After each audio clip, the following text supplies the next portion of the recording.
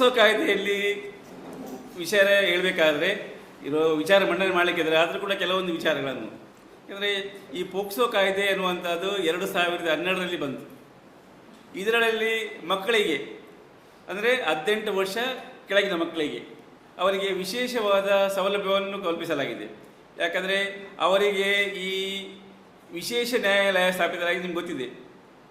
ಅವರನ್ನು ವಿಶೇಷ ಪೊಲೀಸರೇ ಅವರನ್ನು ಎನ್ಕ್ವೈರಿ ಮಾಡಬೇಕು, ಮಹಿಳಾ ಪೊಲೀಸರು. ಅದು ಕೂಡ ಮಹಿಳಾ ವೈದ್ಯಾಧಿಕಾರಿಗಳು ಅವರನ್ನು ವೈದ್ಯಕೀಯ ಪರೀಕ್ಷೆ ಮಾಡಬೇಕು. ಅವರು ಎಲ್ಲಿರ್ತಾರೋ ಅಲ್ಲೇ ಮಾಡಬೇಕಾಗುತ್ತೆ. ಯಾವುದೇ ಸಂದರ್ಭದಲ್ಲಿ ಈ ಸಾರ್ವಜನಿಕರಿಗೆ ಅವರ ಸಂಪರ್ಕವನ್ನು ತರುವಾಗಿಲ್ಲ, ಆರೋಪಿಗೆ ಕೂಡ ಸಂಪರ್ಕ ಬರುವಾಗಿಲ್ಲ. ವಿಶೇಷ ನ್ಯಾಯಾಲಯಗಳ ಸ್ಥಾಪನೆ ಅಂದರೆ ಅದರಲ್ಲಿ ನಡೆಯುವಂಥ ವಿಚಾರಣೆ ಬೇರೆ ಇರುತ್ತೆ, ಅವರನ್ನು ಇವರು ಪೊಲೀಸರು ಮಾಡುವ ವಿಚಾರಣೆ ಕೂಡ ಬೇರೆಯೇ ಇರುತ್ತೆ. ಮುಖ್ಯವಾಗಿ ಅದಕ್ಕೂ ಬದಲಾಗಿ ಕೆಲವೊಂದು ವಿಚಾರಗಳನ್ನು ನಿಮಗೆ ಹೇಳಿಕೆ ಬಯಸ್ತೇನೆ ನಾನು. ನಿಮ್ಗೆ ಗೊತ್ತಿರ್ಬೋದು, ನಮ್ಮ ದೇಶಕ್ಕೆ ಸಂವಿಧಾನ ಬಂದು ಎಷ್ಟೋ ದಶಕಗಳು ಕಳೆದು, ಆದರೂ ಕೂಡ ಏನಾಗಿದೆ ಅಂದರೆ ಈ ಮೂಲಭೂತ ಹಕ್ಕುಗಳಿರುತ್ತೆ, ಮೂಲಭೂತ ಸೌಲಭ್ಯಗಳಿದೆ. ಆದರೂ ಕೂಡ ಈ ಮೂಲಭೂತ ಹಕ್ಕುಗಳು ಅಥವಾ ಸೌಲಭ್ಯಗಳು ಜನರಿಗೆ ಇನ್ನೂ ಕೂಡ ತಲುಪಿಲ್ಲ. ಅದು ವಿಷಾದನೀಯ. ಯಾಕಂದರೆ ಮೂಲಭೂತ ಹಕ್ಕುಗಳಲ್ಲಿ ಮಹಿಳೆಯರಿಗೆ, ಹೆಣ್ಣು ಮಕ್ಕಳಿಗೆ ಆರ್ಟಿಕಲ್ 14, 15, 16, 39 ಎಗಳಲ್ಲಿ ವಿಶೇಷವಾದ ಸೌಲಭ್ಯವನ್ನು ಕಲ್ಪಿಸಲಾಗಿದೆ. ಆದರೂ ಕೂಡ ಹೆಣ್ಣು ಮಕ್ಕಳಿಗೆ ಈಗಲೂ ಕೂಡ ದೌರ್ಜನ್ಯಗಳು ನಡೀತಾ ಇದೆ. ಯಾಕೆ ಕಾರಣ ಅಂದರೆ ವಿಶೇಷವಾಗಿ ಇದರಿಂದ ಗಂಡಸರು ಕೂಡ ಕಾರಣ ಇರ್ಬೋದು, ಹೆಣ್ಣು ಮಕ್ಕಳುಗಳು ಕಾರಣ ಇರ್ಬೋದು. ನೀವು ನೋಡ್ತಾ ಇದ್ದೀರಿ, ನನ್ನ ಕೋರ್ಟಲ್ಲಿ ಕೇಸ್ ನಾನು ನೋಡ್ತಾ ಇದ್ದೇವೆ. ಈ ಗಂಡು ಮಕ್ಕಳ ಮೇಲೆ ಕೇಸ್ ಪ್ರಕರಣ ದಾಖಲಾಗುತ್ತೆ. ಎಷ್ಟೋ ಒಂದು ಕೇಸ್ಗಳಲ್ಲಿ ನಾನು ನೋಡ್ತಾ ಇರುವುದು ಹೆಣ್ಣು ಮಕ್ಕಳು ಪ್ರೀತಿಸಿ ಓಡುವಂಥದ್ದಿದೆ. ಗಂಡು ಮತ್ತು ಹೆಣ್ಣು ಮಕ್ಕಳ ಪ್ರೀತಿ ಪ್ರೇಮ ಇದು ಮನೆ ಎತ್ತವರು ಬಿಟ್ಟು ಓಡೋ ಸಂದರ್ಭಗಳು ತುಂಬ ಇವೆ. ಇದು ಯಾಕೆ ಈ ಕಾರಣ ಅಂದರೆ ಇತ್ತೀಚಿನ ದಿನಗಳಲ್ಲಿ ಸಂಸ್ಕಾರ ಎನ್ನುವಂಥದ್ದು ಕಡಿಮೆಯಾಗಿದೆ. ನನ್ನ ಲೆಕ್ಕದಲ್ಲಿ ನಮ್ಮ ದೇಶ ಹಿಂದೂ ಧಾರ್ಮಿಕವನ್ನು ಪದ್ಧತಿಯನ್ನು ಅನುಸರಿಸ್ತಾ ಇದೆ. ಆದರೂ ಕೂಡ ಈ ಧಾರ್ಮಿಕ ಪದ್ಧತಿಯನ್ನು ಮೀರಿ ಜನ ನಡೀತಾ ಇದ್ದಾರೆ. ಈಗ ನೀವು ನೋಡ್ಬೋದು, ಇಂದಿನ ಕಾಲದಲ್ಲಿ ಹೇಗಿದೆ ಅಂದರೆ ವಿದ್ಯಾಭ್ಯಾಸ ಎನ್ನುವಂಥದ್ದು ಗುರುಕುಲದಲ್ಲಿ ನಡೀತಾ ಇತ್ತು. ಆಗ ಕೊಡುವಂಥ ವಿದ್ಯಾಭ್ಯಾಸ ಬೇರೆಯೇ ಇತ್ತು. ಮಕ್ಕಳಿಗೆ ಧಾರ್ಮಿಕತೆ ಬಗ್ಗೆ, ಸಂಸ್ಕೃತಿ ಬಗ್ಗೆ ಕಲಿಸ್ತಾ ಇದ್ರು. ಈಗ ಎಲ್ಲಿದೆ ಸಂಸ್ಕೃತಿ ಅನ್ನೋದು? ಇಲ್ಲವೇ ಇಲ್ಲ. ಮಕ್ಕಳಿಗೆ ಓದುವುದು 95% ಮಾರ್ಕ್, ಪೇಪರಲ್ಲಿ ಫೋಟೋ ಬಂದರೆ ನಡೆಯುತ್ತೆ, ಸಾಕಾಗುತ್ತೆ ಮಕ್ಕಳಿಗೆ. ಶಾಲೆಯಲ್ಲಿ ಮಕ್ಕಳು ಏನು ಮಾಡಿದ್ದಾರೆ ಅಂತ ಗೊತ್ತಾಗಲ್ಲ. ಸಂಸ್ಕೃತಿ ಅನ್ನೋದು ಇಲ್ಲವೇ ಇಲ್ಲ. ಮೊನ್ನೆ ನಾನು ಒಂದು ಪೇಪರಲ್ಲಿ ಬಂದಿತ್ತು, ಯುವ ವಿಪ್ರ ಸಮ್ಮೇಳನ ಅಂತ ನಡೆಯಿತು, ಬ್ರಾಹ್ಮಣರದ್ದು ಮಕ್ಕಳದು. ಅಲ್ಲಿ ವಿದ್ಯಾರ್ಥಿ ಸ್ವಾಮೀಜಿಯವರು ಹೇಳಿದರು, ಮಕ್ಕಳಿಗೆ ಸಣ್ಣದಲ್ಲಿ ಜವಾಬ್ದಾರಿ ಕೊಡಿ, ಮಕ್ಕಳನ್ನು ಫಾರಿನಿಗೆ ಕಳಿಸ್ತಾ ಇದ್ರಿ ದುಡ್ಡಿಗೋಸ್ಕರ ಅನ್ನುವಂಥದ್ದು. ಅಂಥದ್ದು ನಡೀತಾ ಇದೆ ಈಗ. ಮಕ್ಕಳಿಗೆ ಜವಾಬ್ದಾರಿ ಇಲ್ಲ. ಮಕ್ಕಳಿಗೆ ಏನು ಗೊತ್ತಿಲ್ಲ. ಮನೆಯಲ್ಲಿ ಬೆಳಿಗ್ಗೆ ಬರ್ತಾರೆ, ಬೆಳಿಗ್ಗೆ ಹೋಗ್ತಾರೆ, ಸಂಜೆ ಬರ್ತಾರೆ, ಮನೇಲಿ ಓದ್ತಾರೆ. ಮನೆಯಲ್ಲಿ ಏನು ನಡೀತಾ ಇದೆ ಮಕ್ಕಳು ತಂದೆಯವರಿಗೆ ಗೊತ್ತಿಲ್ಲ, ಮಕ್ಕಳಿಗೆ ತಂದೆಯವರಿಗೆ ಗೊತ್ತಿರೋದಿಲ್ಲ. ಈಗ ನಡೆಯುತ್ತದೆ ಈ ಸಂಸ್ಕೃತಿ. ಇದು ಶಾಲೆಯಲ್ಲಿ ಮಕ್ಕಳು ಓದೋದು ಮಾತ್ರ. ನಮ್ಮ ಹಿಂದೂ ಪದ್ಧತಿಯನ್ನು ನಾವು ಮೀರಿ ನಡೀತಾ ಇರುವಂಥ ಇಂತಹ ಕಾಯ್ದೆಗಳು ಬರಲಿಕ್ಕೆ ಕಾರಣ ಆಗಿದೆ. ನಾನು ನೋಡ್ತಾ ಇದ್ದೇನೆ, ನಾವು ಪ್ರಾಕ್ಟೀಸ್ ಮಾಡುವಾಗ 1992 ಸ್ಟಾರ್ಟ್ ಮಾಡಿದ್ದೇನೆ ಪ್ರಾಕ್ಟೀಸಲ್ಲಿ. ಆವಾಗ ಪೋಕ್ಸೋ ಕಾಯ್ದೆ ಅಂತ ಇರಲಿಲ್ಲ. ಇವನ್ ನಾನು ಪ್ರೊಫೆಷನ್ ಬಂದಾಗ ಪೋಕ್ಸೋ ಕಾಯ್ದೆ ಇಲ್ಲ, ಪೋಕ್ಸೋ ಕೋಟೆ ಇಲ್ಲ. ಈಗ ಎಷ್ಟು ಪೋಕ್ಸೋ ಕೋಟೆ ಆಗಿದೆ? ಮಂಗಳೂರು, ಉಡುಪಿಯಲ್ಲಿ ಒಂದಿದೆ, ಅದು ಕೇಸ್ ಕಮ್ಮಿ ಇದ್ದರೆ ಒಂದಾಯಿತು, ಜಾಸ್ತಿ ಆಗಿದ್ರೆ 2 ಕೇಸ್ ಆಗ್ತಿತ್ತು, ಕೋರ್ಟ್ಗಳಾಗ್ತಿತ್ತು. ಮಂಗಳೂರಲ್ಲಿ 2 ಕೋರ್ಟ್ ಇದೆ. ಯಾಕೆ ಕೇಸ್ಗಳು ಜಾಸ್ತಿ ಆಗ್ತವೆ? ಈ ಜನರು ಮಾಡುವಂಥ ಇದರಿಂದ ತಿಳುವಳಿಕೆ ಅರಿವು ಕಮ್ಮಿ ಇದೆ. ಆ್ಯಕ್ಚುಲಿ ನಿಮ್ಮನ್ನು ನಾನು ಅಪ್ರಿಷಿಯೇಟ್ ಮಾಡ್ತೇನೆ ಈ ಸಂದರ್ಭದಲ್ಲಿ. ಈ ಪೋಕ್ಸೋ ಕಾಯ್ದೆಯಲ್ಲಿ ನೀವೇ ಈ ವಿಚಾರವನ್ನು ನೀವನ್ನು ಎತ್ಕೊಂಡು ಮಾಡ್ತಾ ಇದ್ದೀರಿ. ಇದನ್ನು ಜನರಿಗೆ ಅರಿವಿಸಬೇಕು, ನಿಮಗೂ ಗೊತ್ತಾಗಬೇಕು ಏನು ತಪ್ಪಾಗುತ್ತೆ ಅನ್ನುವಂಥದ್ದು. ಇದರಲ್ಲಿ ಏನಾಗಿದೆ, ಕೆಲವೊಂದು ವಿಚಾರಗಳು ಪೋಕ್ಸೋದಲ್ಲಿ ವಿಶೇಷವಾದ ಕಾರಣ ಇದು. ಕೆಲವೊಂದು ವಿಚಾರಗಳು ಜನರಿಗೆ ಗೊತ್ತಿರೋದಿಲ್ಲ, ಅಧಿಕಾರಿಗಳಿಗೆ ಗೊತ್ತಿರೋದಿಲ್ಲ. ಯಾಕೆ ಹೇಳ್ತಾ ಇದ್ದೇನೆ ಅಂದರೆ, ಈವನ್ ಆಫೆನ್ಸ್ ಮಾಡಿದಾಗ 18 ವರ್ಷ ಮಕ್ಕಳಿದ್ದಾಗ ಒಂದು ಪ್ರೆಗ್ನೆಂಟ್ ಆಗಿರ್ತಾರೆ. ಆ ಸಂದರ್ಭದಲ್ಲಿ ಡಾಕ್ಟ್ರಲ್ಲಿ ಹೋಗಿರ್ತಾರೆ. ವೈದ್ಯರಿಗೆ ಗೊತ್ತಿರುತ್ತೆ ಮಗು 18 ವರ್ಷಕ್ಕಿಂತ ಕೆಳಗಿದೆ ಅಂತೇಳಿ. ಆದರೂ ಕೂಡ ಅವರು ಹೇಳೋದಿಲ್ಲ ಪೊಲೀಸರಿಗೆ. ಅದು ಕೂಡ ತಪ್ಪು ಕಾಯ್ದೆ ಅಡಿಯಲ್ಲಿ. ಅವರು ಗೊತ್ತಾದ ಕೂಡಲೇ ತಿಳಿಸಬೇಕಾಗಿದೆ ಪೊಲೀಸ್ನವರಿಗೆ, ಕೇಸ್ ರಿಜಿಸ್ಟರ್ ಮಾಡಬೇಕಾಗಿದೆ. ಈವನ್ ಅದರ್ವೈಸ್ ಯಾರಿಗೆ ಅದ್ರ ಬಗ್ಗೆ ಮಾಹಿತಿ ಇರುತ್ತೋ ಅವರು ಕೂಡ ಹೇಳ್ಬೋದು ಈ ಕಾಯ್ದೆಯಲ್ಲಿ. ಒಂದು ವೇಳೆ ಮಾಹಿತಿ ಕೊಡದೇ ಇದ್ರೂ ಕೂಡ ಆಫೆನ್ಸ್. ಈ ಕಾಯ್ದೆ ಅಡಿಯಲ್ಲಿ ಮತ್ತೊಂದು ನೋಡಬೇಕಾದ್ರೆ ಅಂದರೆ, ನಾವು ಸ್ಪೆಷಲ್ ಕೋರ್ಟ್ಗಳಲ್ಲಿ ಮಾಡುವಂಥದ್ದು ವಿಶೇಷ ನ್ಯಾಯಾಲಯ, ನಮ್ಮ ಸ್ಪೆಷಲ್ ಕೋರ್ಟ್. ಅಲ್ಲಿ ಇರುವಂಥ ಸ್ಪೆಷಲ್ ಪಬ್ಲಿಕ್ ಪ್ರಾಸಿಕ್ಯೂಟರ್ ಇರ್ತಾರೆ. ನಾವು ನಡೆಸುವಂಥ ವಿಚಾರಣೆ ಬೇರೆ ಇರುತ್ತೆ, ಮಕ್ಕಳ ವಿಚಾರಣೆ ರೀತಿಯೇ ಬೇರೆ ಇರುತ್ತೆ. ಯಾಕಂದರೆ ನಮ್ಮ ನ್ಯಾಯಾಲಯವನ್ನು ಸ್ಟೇಯಿಂಗ್ ನ್ಯಾಯಾಲಯ, ಫ್ರೆಂಡ್ಲಿ ಕೋರ್ಟ್ ಅಂತ ಹೇಳ್ತೇವೆ. ಮಕ್ಕಳನ್ನು ಸಣ್ಣ ಸಣ್ಣ ಮಕ್ಕಳನ್ನು ನಾವು ಓಪನ್ ಕೋರ್ಟಲ್ಲಿ ಕೂಡ ವಿಚಾರಣೆ ಮಾಡುವಾಗಿಲ್ಲ. ನಮ್ಮಲ್ಲಿ ಅಂತ ಸಣ್ಣ ಮಕ್ಕಳ ಕೇಸ್ಗಳು ಕಮ್ಮಿ, 5-6 ವರ್ಷದ್ದು. ಅವರನ್ನು ನಾವು ಬೇರೆಯೇ ಒಂದು ರೂಮ್ ಇಟ್ಟಿರ್ತೇವೆ. ಅವರನ್ನು ನಾವು ಸ್ನೇಹಿ ವಾತಾವರಣದಲ್ಲಿ ಅವರ ಮಕ್ಕಳನ್ನು ವಿಚಾರಣೆ ಮಾಡಬೇಕಾಗುತ್ತೆ. ಅವರ ಸಮಕ್ಷಮದಲ್ಲಿ ಪೇರೆಂಟ್ಸ್ ಕೂಡ ಇಟ್ಕೊಂಡು ನಾವು ವಿಚಾರಣೆ ಮಾಡ್ತೇವೆ. ಅದನ್ನು ಈ ಪ್ರಕರಣಗಳಲ್ಲಿ ಮುಖ್ಯವಾಗಿ ನಾವು ಈ ನೊಂದ ಬಾಲಕಿಯ ವಿಚಾರಣೆಯನ್ನು 30 ದಿನಗಳಲ್ಲಿ ಮಾಡ್ತೇವೆ ನಾವು. ಅದನ್ನು ಕೇಸನ್ನು ಕಂಪ್ಲೀಟ್ ವಿಚಾರಣೆ 1 ವರ್ಷಗಳ ಮುಗಿಸಬೇಕು. ಇಂಥ ಒಂದು ಸಿಸ್ಟಮ್ಸ್ಗಳು ಈ ಪೋಕ್ಸೋ ಕೋರ್ಟ್ಗಳಲ್ಲಿ ಇವೆ. ಇದರಲ್ಲಿ ಪನಿಷ್ಮೆಂಟ್ ಕೂಡ ಅಷ್ಟೇ ಎಗ್ರವೇಟಿವ್ ಇದೆ, ಪನಿಷ್ಮೆಂಟ್ಗಳಿರುತ್ತೆ. 20 ವರ್ಷ ಇದ್ದರೆ ಲೈಫ್ ಪನಿಷ್ಮೆಂಟ್ ಕೂಡ ಇರುತ್ತೆ ತಪ್ಪು ಮಾಡಿದವನಿಗೆ. ನೀವು ನೋಡಿದ ಪೇಪರ್ ಕೆಲವು ನಮ್ಮ ಕೋರ್ಟಿದ್ದು ಆಗಿದ್ದು ನೋಡಿರ್ಬೋದು ನೀವು ಪ್ರಕರಣಗಳಲ್ಲಿ. 10-20 ವರ್ಷ ಕೊಟ್ಟಿದ್ದೇನೆ ನಾನೇ ಕೆಲವು ಕೇಸ್ಗಳಲ್ಲಿ. ಅಂಥ ಸಂದರ್ಭಗಳು ತುಂಬ ಇವೆ. ಯಾಕೆಂದರೆ ಈ ಪೋಕ್ಸೋ ಕಾಯ್ದೆಯಲ್ಲಿ ಇರುವಂಥ ಎಷ್ಟು ನಾವು ಗ್ರಾವಿಟಿ ಅಂತ ಹೇಳಿದರೆ, ಈ ಮಕ್ಕಳು ಸಣ್ಣದಿದ್ದಾಗ ನೋಡ್ಕೊಳ್ಬೇಕು ನಾವು. ಎಷ್ಟು ಮಕ್ಕಳ ವಯಸ್ಸು ಎಷ್ಟು ಅದು ನೋಡ್ಕೊಳ್ಬೇಕಾಗುತ್ತೆ. ಅವಾಗ ಮಕ್ಕಳ ಮನಸ್ಥಿತಿ ಏನಂತ ನೋಡ್ಕೊಳ್ಬೇಕಾಗುತ್ತೆ. ಇಂಥ ಸಂದರ್ಭಗಳಲ್ಲಿ ಈ ಪೋಕ್ಸೋ ಕಾಯ್ದೆಯಲ್ಲಿ ಏನಾಗಿದೆ, ಈ ಮಾಧ್ಯಮದವರು ನೀವು ಈ ಕಾಯ್ದೆಯ ಬಗ್ಗೆ ಹೆಚ್ಚು ಈ ಪೇಪರಲ್ಲಿ ಕೊಟ್ಟು ಜನರಿಗೆ ಪಬ್ಲಿಷ್ ಮಾಡಿದರೆ ನಾನು ಇಲ್ಲಿ ನೋಡ್ತಾ ಇಲ್ಲ, ಉಡುಪಿ ಸಿಟಿಯಲ್ಲಿಲ್ಲ ಇಂಥ ಕೇಸ್ಗಳು ಕಮ್ಮಿ. ಔಟರ್ ಲಿಮಿಟಲ್ಲಿ ಉಡುಪಿಯಲ್ಲಿ ಹಳ್ಳಿಗಳಲ್ಲಿ ತುಂಬ ಕೇಸ್ಗಳಿವೆ. ಯಾಕೆಂದರೆ ಈ ಉಡುಪಿ ಜನರಲ್ಲಿ ಇಂಥ ಪ್ರಕರಣ ನೋಡಿದ್ದು ಕಮ್ಮಿ. ನಾನು ಇಲ್ಲಿ ನಾರ್ತಿಂದ ಬರ್ತಾರೆ ಕೆಲಸಕ್ಕೋಸ್ಕರ, ಕೂಲಿ ಕೆಲಸಕ್ಕೋಸ್ಕರ ಬರ್ತಾ ಇದ್ದಾರೆ. ಅವರಲ್ಲಿ ಹೇಳ್ತಾರೆ ಏನು ಮಾಡ್ತಾರೆ, ಮಕ್ಕಳು ಬಿಟ್ಟು ಬಿಡ್ತಾರೆ ಅವರಷ್ಟಕ್ಕೆ. ಅಲ್ಲಿ ಏನು ವಿಶೇಷತೆ ಮತ್ತೆ ಏನು ಸಂಬಂಧಿಕರಂತ ಅಣ್ಣ ತಮ್ಮಂದಿರೊಳಗೆ ಈ ಸಂಬಂಧ ನಡೆದಿರುತ್ತೆ. ಗರ್ಭಿಣಿ ಆಗ್ತದೆ, ಮತ್ತೆ ಬರ್ತಾರೆ ನಾವು ಮದುವೆ ಆಗ್ತೇವೆ ಅಂತ ಹೇಳ್ತಾರೆ. ಇಟ್ ಈಸ್ ಎಗೇನ್ಸ್ಟ್ ಲಾ. ಅಂಥವುಗಳನ್ನು ತಡೆಗಟ್ಟಲಿಕ್ಕೆ ಏನಾಗಿದೆ, ಕಾನೂನು ಬಗ್ಗೆ ಮಾಹಿತಿ ಇಲ್ಲ, ಅರಿವಿಲ್ಲ. ಇಂಥವುಗಳನ್ನು ನೀವು ಪ್ರಚಾರ ಮಾಡಬೇಕು. ಪ್ರಸರಣೆಗಳ ಮೂಲಕ ನಾವು ಇಂಥ ಪ್ರಕರಣಗಳನ್ನು ಕಡಿಮೆ ಮಾಡಬಹುದು.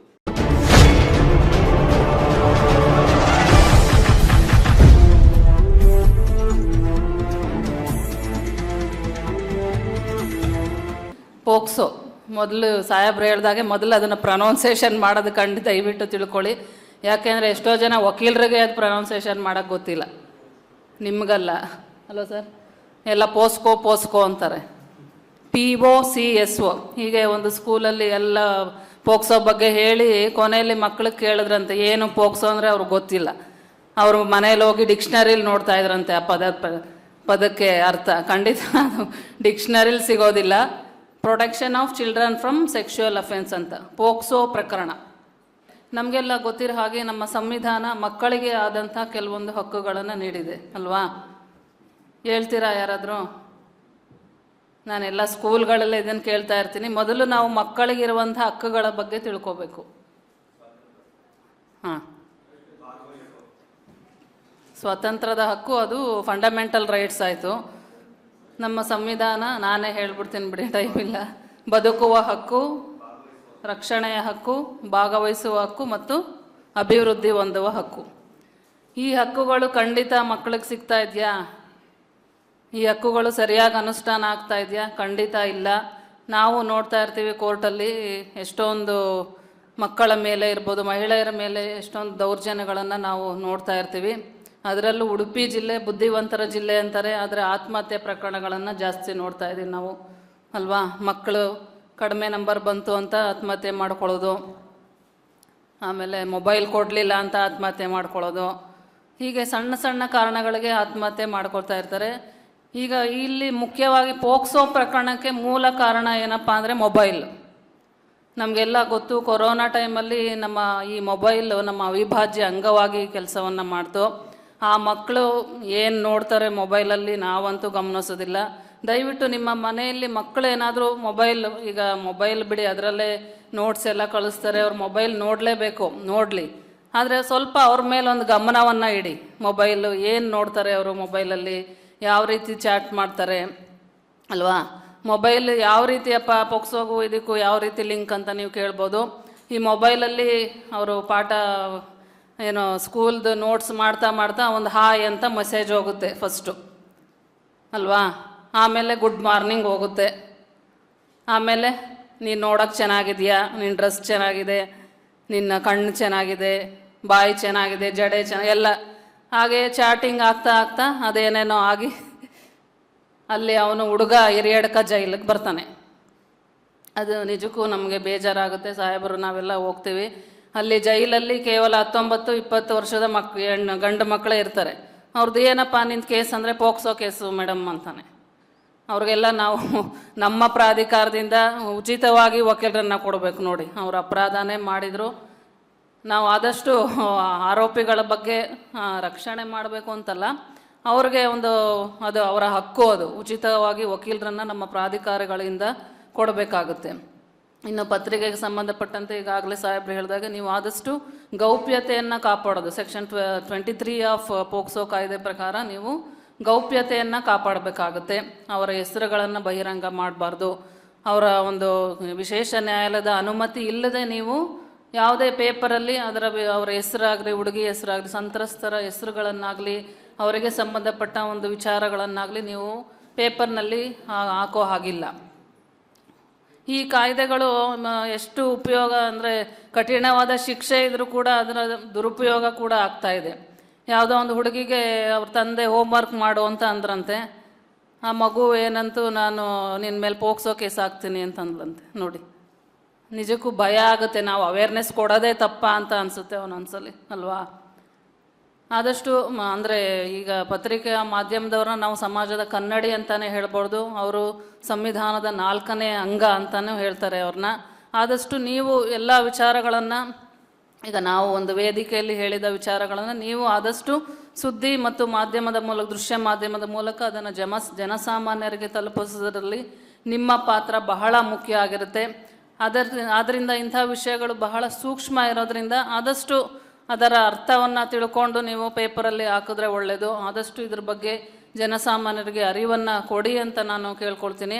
ಇನ್ನು ಪೋಕ್ಸೋ ಬಗ್ಗೆ ನಮ್ಮ ವಿಶೇಷ ಅಭಿಯೋಜಕರಿಗೆ ನನಗಿಂತ ಚೆನ್ನಾಗಿ ಗೊತ್ತಿರುತ್ತೆ, ಅವರು ನಿಮಗೆ ತಿಳಿಸ್ಕೊಳ್ತಾರೆ. ಇನ್ನು ನಮ್ಮ ಜಿಲ್ಲಾ ಪ್ರಾಧಿಕಾರದ ಬಗ್ಗೆ ಹೇಳಬೇಕು ಅಂದರೆ ನಮ್ಮಲ್ಲಿ ನೀವಾಗಲೇ ನೋಡ್ತಾ ಇರ್ಬೋದು, ಸೇವೆ, ಒಂದು ಕಾನೂನಿನ ಸೇವೆ. ಈಗಾಗಲೇ ನಾನು ಉಡುಪಿ ಜಿಲ್ಲೆಯಾದ್ಯಂತ ಹಲವಾರು ಕಾರ್ಯಕ್ರಮಗಳಲ್ಲಿ ಈ ಒಂದು ಕಾನೂನು ಪ್ರಾಧಿಕಾರದ ಬಗ್ಗೆ ತಿಳಿಸಿದ್ದೀನಿ. ಅದನ್ನೆಲ್ಲ ನೀವು ಕೂಡ ಪತ್ರಿಕೆಯಲ್ಲಿ ಹಾಕಿ, ಎಷ್ಟೊಂದು ಜನ ಬೇರೆ ಬೇರೆ ಜಿಲ್ಲೆಗಳಿಗೆ ಫೋನ್ ಮಾಡದೆ ನೇರವಾಗಿ ನನಗೆ ಫೋನ್ ಮಾಡ್ತಾ ಇದ್ದಾರೆ ಈಗ, ಮೇಡಮ್ ಉಡುಪಿ ಜಿಲ್ಲೆಯಲ್ಲಿ ಈ ಥರ ಕಾನೂನು ಕಾರ್ಯಕ್ರಮ ಸೇವೆ ಇದೆಯಂತಲ್ಲ ಅಂತ.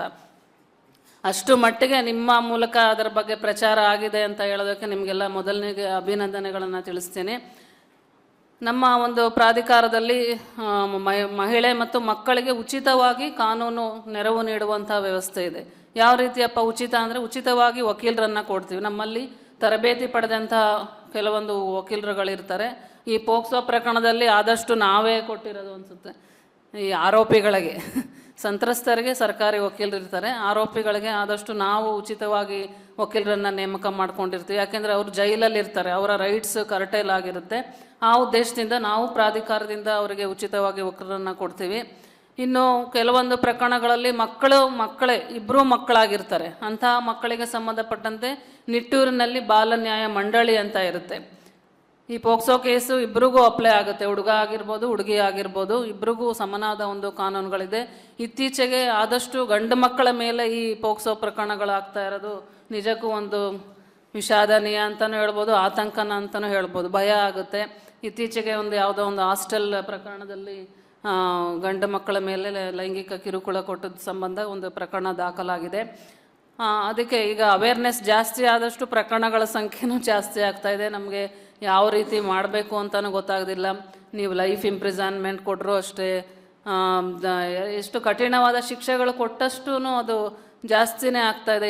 ಅಂದರೆ ಇದಕ್ಕೆ ಕೇವಲ ಇಲಾಖೆ ಅಧಿಕಾರಿಗಳಲ್ಲ, ನಿಮ್ಮಂತಹ ಪತ್ರಿಕಾ ಮಾಧ್ಯಮ ಇರ್ಬೋದು, ಜನಸಾಮಾನ್ಯರಿರ್ಬೋದು, ಅವರು ಆದಷ್ಟು ಇದರ ಬಗ್ಗೆ ಅರಿವನ್ನು ಕೊಡೋದ್ರಿಂದ ಇಂತಹ ಪ್ರಕರಣಗಳನ್ನು ನಾವು ಕಡಿವಾಣ ಹಾಕ್ಬೋದು ಅಂತ ಅನಿಸುತ್ತೆ. ಆಗಾಗಲೇ ಸಾಹೇಬರು ಹೇಳಿದಾಗೆ ಮೊದಲೆಲ್ಲ ಈ ಪ್ರಕರಣಗಳು ಇರಲಿಲ್ಲ, ನಮ್ಗೆ ಅದು ಏನು ಅಂತಲೇ ಗೊತ್ತಿರಲಿಲ್ಲ ಅಲ್ವಾ. ನಾವೆಲ್ಲ ಆರಾಮಾಗಿ ಓಡಾಡ್ಕೊಂಡಿರ್ತೀವಿ. ಈಗ ಮಕ್ಕಳನ್ನ ಹಿಂದೆ ಒಂದು ಕಾಲದಲ್ಲಿತ್ತು ಮುತ್ತು ಕೊಟ್ಟರೆ ಹೋಯ್ತು ಅಂತ, ಈಗ ಅಲ್ವಾ ಮುತ್ತು ಕೊಡೋಂಗಿಲ್ಲ, ಮಕ್ಕಳನ್ನ ತೊಡೆ ಮೇಲೆ ಕೂರಿಸ್ಕೊಳ್ಳೋಂಗೂ ಇಲ್ಲ ಅಲ್ವಾ. ಯಾವ್ದಾದ್ರು ಒಂದು ಮಗುನ ಮಾತಾಡಿಸ್ಬೇಕು ಅಂದರೆ ಭಯ ಆಗುತ್ತೆ ಈಗ ಅಲ್ವಾ. ಹೆಣ್ಣು ಮಕ್ಕಳನ್ನ ಈಗ ಎಲ್ಲರೂ ಬಸ್ಸಲ್ಲೆಲ್ಲ ಹೋಗುವಾಗ ಆ ಮಗುನ ಮುಟ್ಟಿ ಮಾತಾಡ್ಸೋಕ್ಕೆ ಭಯ ಆಗುತ್ತೆ. ನೋಡೋಕ್ಕೆ ಚೆನ್ನಾಗಿರುತ್ತೆ, ನಮ್ಗೆ ಎತ್ಕೋಬೇಕು ಅನಿಸುತ್ತೆ ಅಲ್ವಾ. ಆ ರೀತಿ ಈಗ ಅಲ್ಲಿ ಜೈಲಲ್ಲಿರೋರು ಹೇಳ್ತಾರೆ, ನಾನೇನೋ ಒಂದು ಚಾಕ್ಲೇಟ್ ಕೊಡೋಕೆ ಹೋದೆ ಅವಳಿಗೆ, ಅಷ್ಟಕ್ಕೆ ನಮ್ಮ ಮೇಲೆ ಪ್ರಕರಣ ದಾಖಲು ಮಾಡಿದ್ದಾರೆ ಅಂತ. ಅಂದರೆ ಉದ್ದೇಶ ಇರೋದಿಲ್ಲ ಅವನಿಗೆ. ಈ ಕಾನೂನುಗಳನ್ನು ಆದಷ್ಟು ದುರುಪಯೋಗ ಮಾಡ್ಕೊಳ್ತಾ ಇದ್ದಾರೆ. ದಯವಿಟ್ಟು ಅದರ ಒಂದು ಒಳಾರ್ಥವನ್ನು ನೀವು ಆದಷ್ಟು ಜನಸಾಮಾನ್ಯರಿಗೆ ಸರಿಯಾದ ರೀತಿಯಲ್ಲಿ ತಿಳಿಸ್ಕೊಡಿ ಅಂತ ನಾನು ಕೇಳ್ಕೊಳ್ತೀನಿ. ಇನ್ನು ಹಲವಾರು ಮಕ್ಕಳಿಗೆ ಸಂಬಂಧಪಟ್ಟಂತೆ ಹಲವಾರು ಬಾಲ ಕಾರ್ಮಿಕತೆ ಇರ್ಬೋದು, ಬಾಲ್ಯ ವಿವಾಹಗಳಿರ್ಬೋದು, ಆದಷ್ಟು ಅವೆಲ್ಲ ನಾವು ತಡೆಯೋದಕ್ಕೆ ಸಾಧ್ಯನೇ ಇಲ್ಲ. ಉಡುಪಿ ಜಿಲ್ಲೆಯಲ್ಲಿ ಕಡಿಮೆ ಅಂತ ಅನ್ಬೋದು, ಸಂಪೂರ್ಣವಾಗಿ ಅದನ್ನು ನಿರ್ಮೂಲನೆ ಮಾಡೋದಕ್ಕೆ ನಮಗೆ ಸಾಧ್ಯ ಆಗಿಲ್ಲ. ಅಂತಹ ಪ್ರಕರಣಗಳು ಎಲ್ಲದಕ್ಕೂ ನಾನು ಈಗಾಗಲೇ ಹೇಳಿದಾಗ ಪತ್ರಿಕಾ ಮಾಧ್ಯಮದವರು ನಾನು ಸಮಾಜದ ಕನ್ನಡಿ ಅಂತ ಹೇಳಿದೆ. ಅವರು ನೀವು ಒಂದು ತೆರೆದ ಚಿತ್ರಣವನ್ನು ತೋರಿಸೋದ್ರಲ್ಲಿ ನಿಮ್ಮ ಪಾತ್ರ ಬಹಳ ಮುಖ್ಯ ಆಗಿರುತ್ತೆ. ಈ ಒಂದು ಉದ್ದೇಶದಿಂದ ಈ ಕಾಯ್ದೆಗಳನ್ನು ಅದರಲ್ಲೂ ಕಾರ್ಯಾಗಾರ ಮಾಡಿರೋದು ಬಹಳ ಮುಖ್ಯ ಅಂತ ಹೇಳ್ಬೋದು. ಈಗ ನಮಗೆಲ್ಲ ಟ್ರಾನ್ಸ್ಫರ್ ಆಗಿದೆ ಬೆಳಗಾಂಗೆ, ಆದಷ್ಟು ಇದರ ಬಗ್ಗೆ ಮಾಹಿತಿಯನ್ನು ಕೊಡಿ ಅಂತ ಕೇಳ್ಕೊಳ್ತಾ ಅವಕಾಶ ನೀಡಿದ್ದಕ್ಕೆ ಎಲ್ಲರಿಗೂ ಧನ್ಯವಾದಗಳು.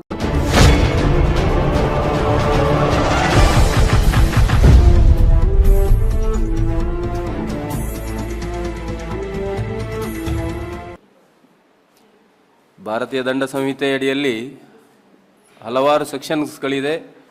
ಪೋಕ್ಸೋ ಕಾಯ್ದೆಯಲ್ಲಿ ಸೆಕ್ಷನ್ಸ್ ಕಮ್ಮಿ ಇದೆ. ಆದರೂ ಕೂಡ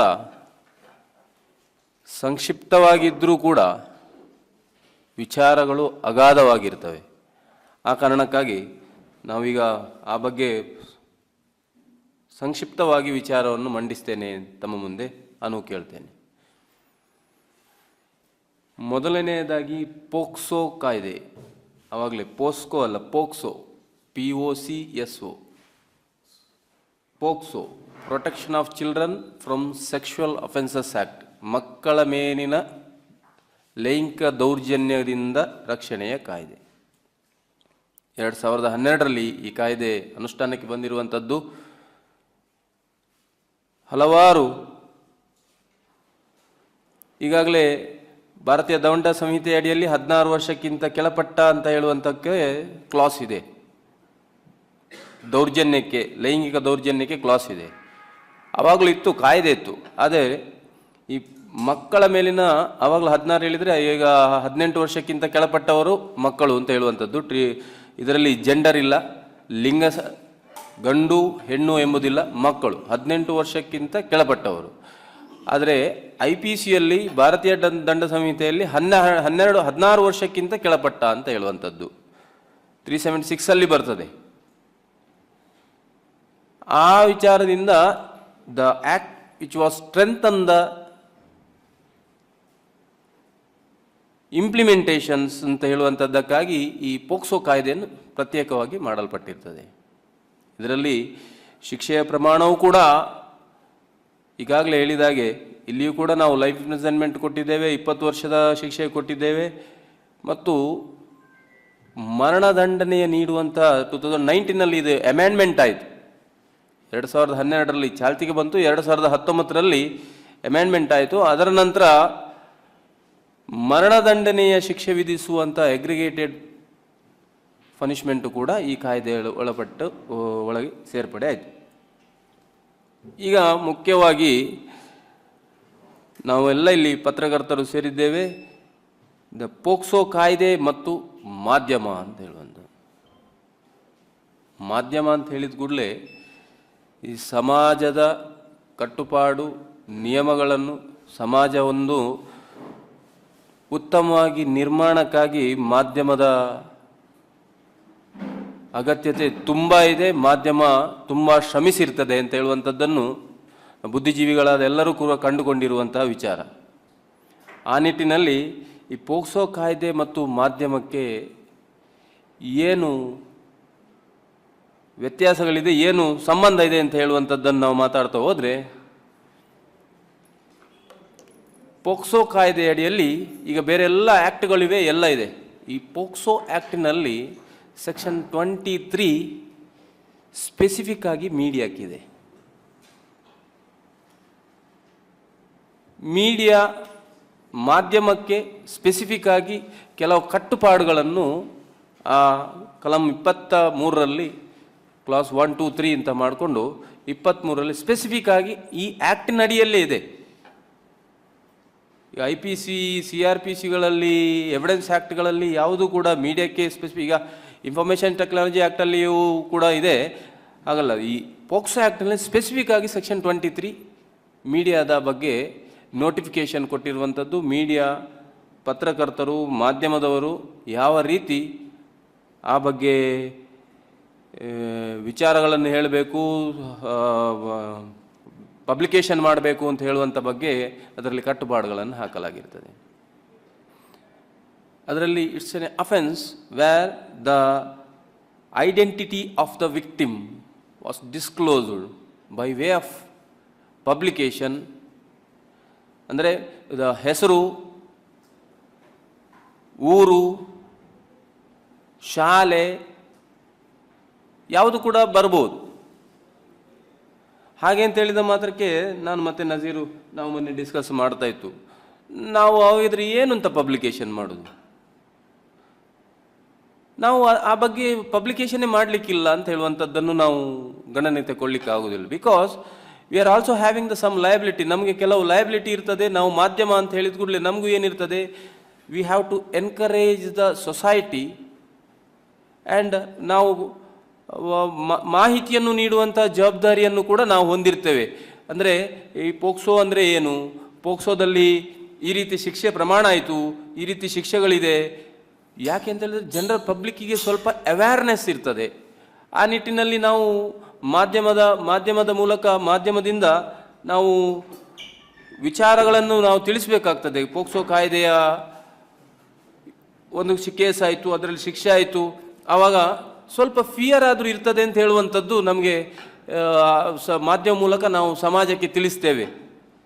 ಹಾಗಾದರೆ ನಾವು ಕೇಸ್ ರಿಜಿಸ್ಟರ್ ಆದದ್ದನ್ನು ಕೂಡ ನಾವು ಹೆಸರು ಹಾಕಲಿಕ್ಕಿಲ್ಲ, ಯಾವುದು ಡಿಸ್ಕ್ಲೋಸ್ ಮಾಡಲಿಕ್ಕಿಲ್ಲ.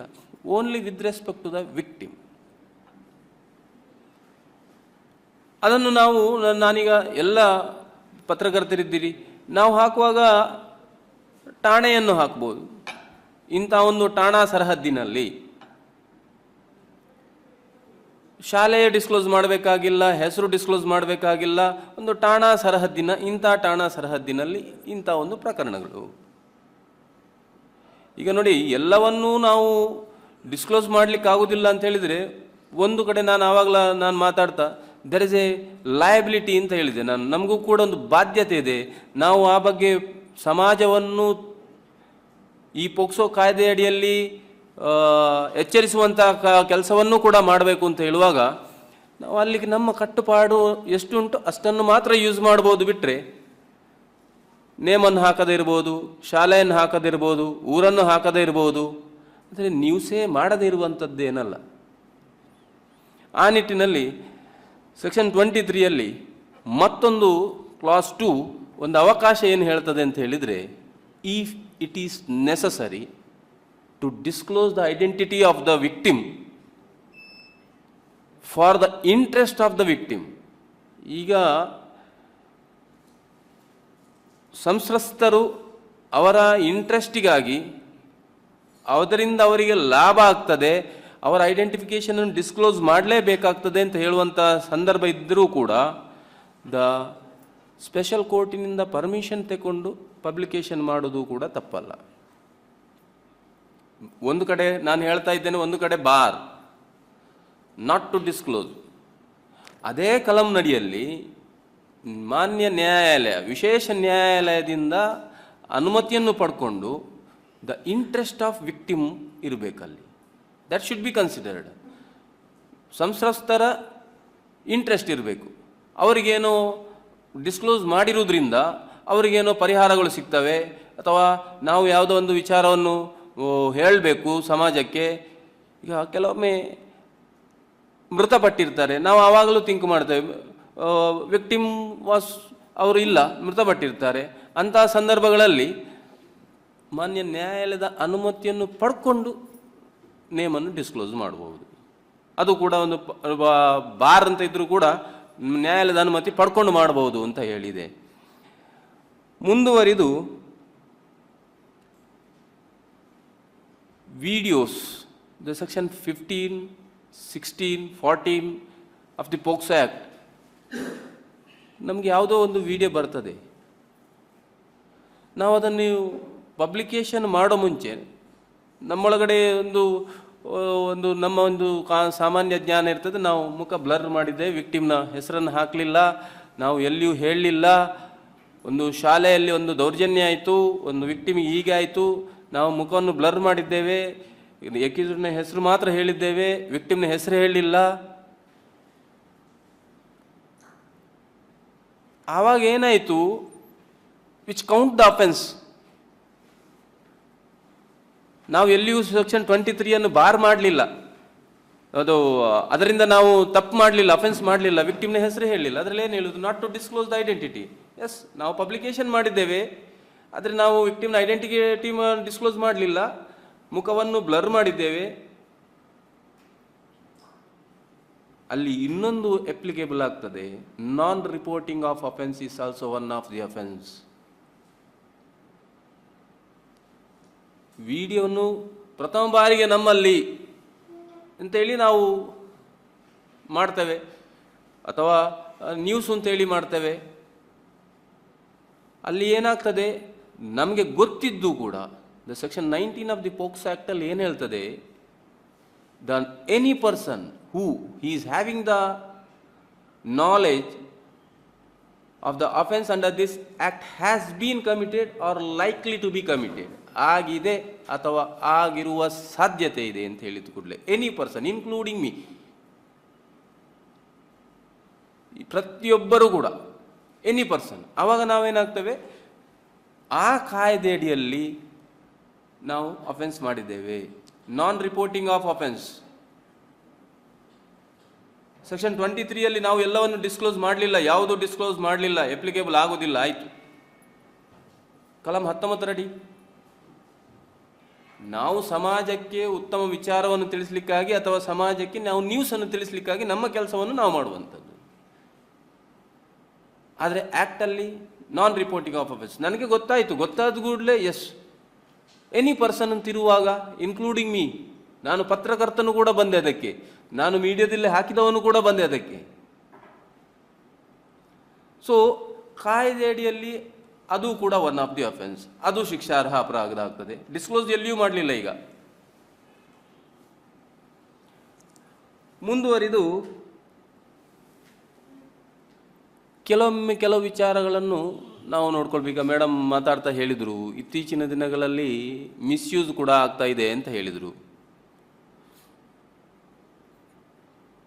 ನಾವು ಕೆಲವು ಪ್ರಕರಣಗಳನ್ನು ನಾನು ಈಗ ನಮ್ಮ ಉಡುಪಿಯಲ್ಲೇ ನೋಡುವಂಥದ್ದು, ಕೆಲವು ಆಗಿರುವಂಥದ್ದು ಇದ್ದರೂ ಕೂಡ ನಾವು ಆ ಬಗ್ಗೆ ನಾವು the interest of the victim should be safe guarded ಅಂತ ಹೇಳುವಂಥದ್ದನ್ನು ನಾವು ಮಾಡ್ತಾ ಹೋಗ್ತೇವೆ. ಬಿಟ್ಟರೆ ನಾವು ಎಲ್ಲಿಯೂ ಕೂಡ ನಾವು ಅದು ಫಾಲ್ಸ್ ಆಫ್ ಕೇಸೋ ಮಾಡಿದ್ದೀರೋ ಅಥವಾ ನೀವು ಸತ್ಯ ಕೇಸ್ ಮಾಡಿದ್ದೀರೋ ಗೊತ್ತಿಲ್ಲ, ಫಾಲ್ಸ್ ಕೇಸ್ ಅಂತ ಬಂದರೆ ಈ ಕಾಯ್ದೆ ಅಡಿಯಲ್ಲಿ section 21 the filing the false case, registering the false case is also one of the offense. ಬೇರೆ ಎಲ್ಲ ಕಾಯ್ದೆಗಳಲ್ಲಿ ಬೇರೆ ಇಲ್ಲ. The filing, registering the false case is also one of the offense. ಈ ಬಗ್ಗೆ ಮಾಧ್ಯಮ ಮಿತ್ರರು ನೀವು ಸಮಾಜಕ್ಕೆ ತಿಳಿಸ್ಕೊಡ್ಬೇಕಾಗ್ತದೆ. ಕೆಲವರಿಗೆ ಗೊತ್ತಿರುವುದಿಲ್ಲ. ಒಂದು ಈಗ ಮೇಡಮ್ ಯಾವಾಗ ಹೇಳಿದಾಗೆ, ತಂದೆ ಓದು ಅಂತ ಹೇಳಿದ ಕೂಡಲೇ ತಂದೆಗೆ ಹೇಳಿಲ್ಲಂತೆ, ಯಾರೋ ಮಗಳು ಹೇಳಿಲ್ಲಂತೆ, ನಾನು ನಿನ್ನ ಮೇಲೆ ಪೋಕ್ಸೋ ಕೇಸ್ ಹಾಕ್ತೇನೆ ಅಂತ ಹೇಳುವಂಥದ್ದು. ನಾವು ಎಲ್ಲ ಇದನ್ನು ನಾವು ಅವರಿಗೆ ಟ್ಯೂಟ್ ಮಾಡಿದ್ದೇವೆ, ಎಲ್ಲವೂ ಹೇಳಿದ್ದೇವೆ. ಪೋಕ್ಸೋ ಕಾಯ್ದೆ ಅಂದರೆ ಇಷ್ಟು ಸ್ಟ್ರಿಂದನ್ ಉಂಟು, ಇಷ್ಟು ಕಾಯ್ದೆ ತುಂಬ ಗಟ್ಟಿ ಉಂಟು, ಮಕ್ಕಳೇ ನಿಮಗೆ ಇನ್ನು ಮುಂದುವರಿದು ನಿಮಗೆ ಏನಾದರೂ ತೊಂದರೆ ಆಯಿತು ಅಂತ ಹೇಳಿದರೆ ನೀವು ಇದಕ್ಕೆ ಫೋನ್ ಮಾಡಿದರೆ ಸಾಕು, ಯಾವುದು ಮಕ್ಕಳ ಸಹಾಯವಾಣಿ ಕರೆ ಮಾಡಿದರೆ ಸಾಕು, ಎಲ್ಲ ಬರ್ತಾರೆ, ಎಲ್ಲವೂ ಕೂಡ ಕೊಡ್ತೇವೆ. Likewise section 21 the registering the filing the foil case is also one of the offences.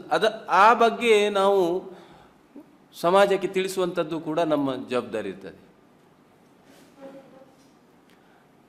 ಅಂದರೆ ಆವಾಗ ಕಾಯ್ದೆ ಮಿಸ್ಯೂಸ್ ಆಗೋದಿಲ್ಲ, ಮಿಸ್ಯೂಸ್ ಆಗುವಂಥದ್ದು ಕಡಿಮೆ ಆಗ್ತದೆ, ಪ್ರಮಾಣಗಳು ಕಡಿಮೆ ಆಗ್ತದೆ.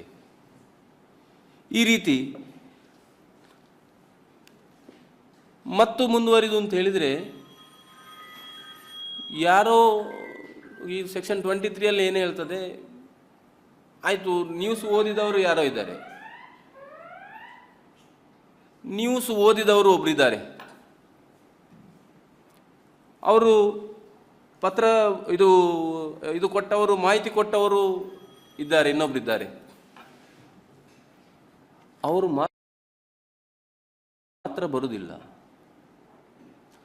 ದ ಐಡೆಂಟಿಫಿಕೇಶನ್ ಡಿಸ್ಕ್ಲೋಸ್ ಆಗಿ ಸೆಕ್ಷನ್ 23ಯಲ್ಲಿ ಅಫೆನ್ಸ್ ಆಯಿತು ಅಂತ ಹೇಳಿದರೆ, including the owner of the channel or including the ಪತ್ರಕರ್ತರು, ಉದಯವಾಣಿ ಅಂತ ಆದರೆ ಅಥವಾ ವಿಜಯ ಕರ್ನಾಟಕ ಆಗಲಿ, ಯಾವುದೇ ಆಗಲಿ, ಅಥವಾ ಪೇಪರಲ್ಲಿ ಬರುವಂಥದ್ದು, ಅಥವಾ ಮೀಡಿಯಾ, ಟಿ ವಿ ಮಾಧ್ಯಮ ಯಾವುದೇ ಇರಲಿ, ಎಲ್ಲ ಇನ್ಕ್ಲೂಡಿಂಗ್ ದ ಓನರ್. ಅವರು ಹೇಳ್ಬೋದು, ನನಗೆ ಗೊತ್ತಿಲ್ಲ,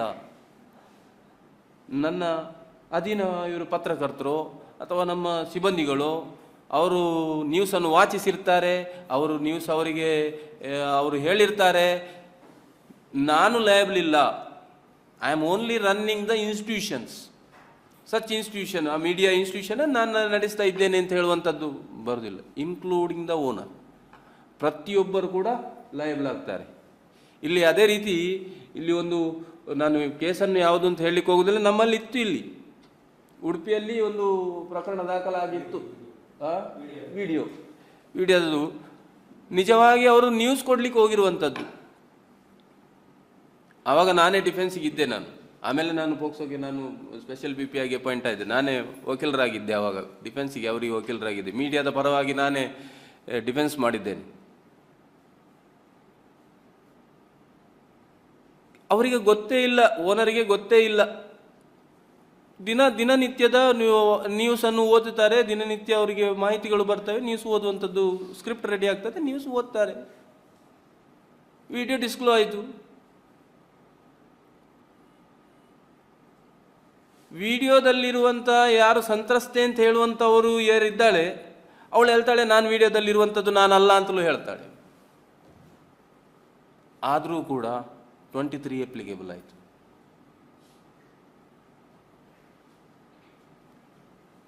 ಬಿಕಾಸ್ ಅಲ್ಲಿರುವಂಥದ್ದು ದ ಪ್ರೊಟೆಕ್ಷನ್ ಆಫ್ ಚಿಲ್ಡ್ರನ್ಸ್, ಮಕ್ಕಳು.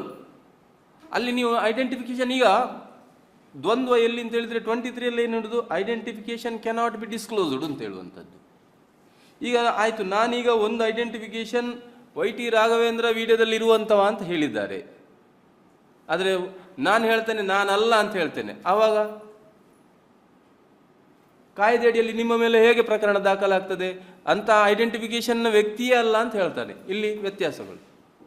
ಬಟ್ ಕಾಯ್ದೆಯಡಿಯಲ್ಲಿ ದ ಚೈಲ್ಡ್, ಅಲ್ಲಿ ಮಗು 18 ವರ್ಷಕ್ಕಿಂತ ಕೆಳಪಟ್ಟ. ಮೀಡಿಯಾದಲ್ಲಿ ಬರುವಾಗ ಏನಾಯಿತು? ಅಪ್ರಾಪ್ತ ಬಾಲಕಿಗೆ, ಅಪ್ರಾಪ್ತ ಬಾಲಕನಿಗೆ.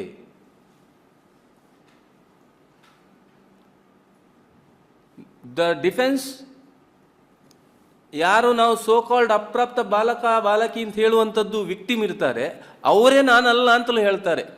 ಆದರೂ ಕೂಡ ದ ಆ್ಯಕ್ಟ್ ಸೆಕ್ಷನ್ ನಮಗೆ ಅಪ್ಲಿಕೇಬಲ್ ಆಗುವಂತ ಆಯಿತು. ಅದರಿಂದ ಹೊರ ಬರಬೇಕು ಅಂತ ಹೇಳಿದರೆ ನಾವು ಸತ್ಯಾಸತ್ಯತೆಯನ್ನು ತಿಳಿಸುವಂಥವರು ಮಾಧ್ಯಮದವರು. ನಂತರ ಉಂಟು ಡಿಫೆನ್ಸ್ ಉಂಟು, ಅದು ಬೇರೆ. So this is the act where the ಕಾಯ್ದೆ ಅಡಿಯಲ್ಲಿ ಮುಖ್ಯವಾಗಿ ನಮಗೆ ಮಾಧ್ಯಮದವರಿಗೆ ಬರುವಂಥದ್ದು ಐಡೆಂಟಿಫಿಕೇಶನ್ ಡಿಸ್ಕ್ಲೋಸ್ ಮಾಡಬಾರ್ದು ಅಂತ ಹೇಳುವಂಥದ್ದು ಮಾತ್ರ. ಆ ಬಗ್ಗೆ ನುಪುರ್ ಸಕ್ಸೇನಾ ಕೇಸ್ನಲ್ಲಿ ಕೂಡ ಸುಪ್ರೀಂ ಕೋರ್ಟ್ ಗೈಡ್ಲೈನ್ಸ್ ಕೊಟ್ಟಿರ್ತದೆ.